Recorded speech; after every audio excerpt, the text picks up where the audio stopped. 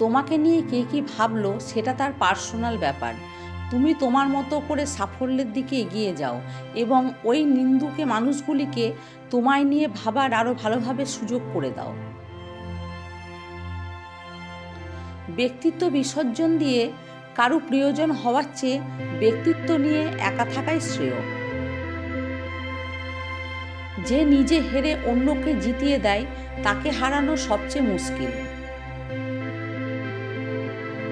খুব সহজে সবার সাথে মিশে যেও না, তুমি তোমার ব্যক্তিত্ব হারাবে।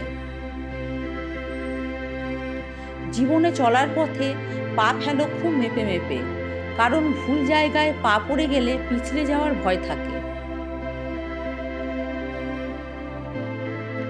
যে ভুল করে তাকে ক্ষমা করো, কিন্তু যে চালাকি করে তাকে কখনো ক্ষমা করো না। প্রত্যেকটি মানুষের জীবনেই দুঃখ লুকিয়ে আছে। কেউ শেয়ার করতে পারে, আবার কেউ সব সহ্য করে মুখ বন্ধ করে থাকে। সেদিন মানুষ সত্যিকারের মানুষ হবে যেদিন পরের ভুল না ধরে আগে নিজের ভুল ধরতে শিখবে। রক্তের সম্পর্ক বলতে কিছুই নেই, শূন্য পকেটে সত্যি পৃথিবী খুব ভয়ঙ্কর।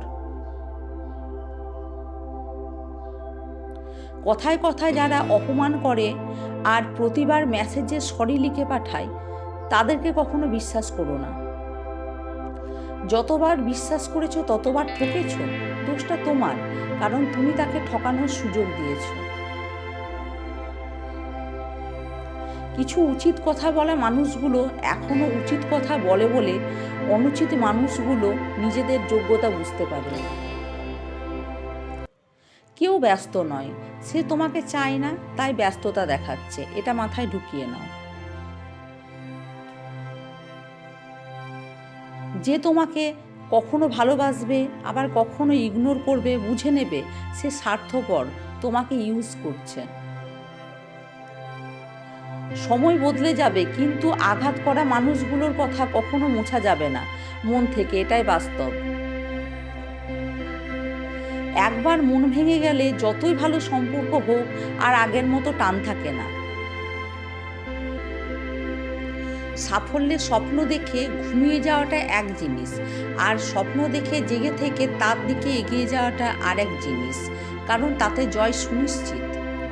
মজার ছলে কেউ যদি তোমাকে বারবার অপমান করে শান্তি পায়, তাহলে তুমিও মজার ছলে তার সেই শান্তিতে অশান্তি ধরিয়ে দাও না বাপু, এতে তো আর ট্যাক্স লাগে না।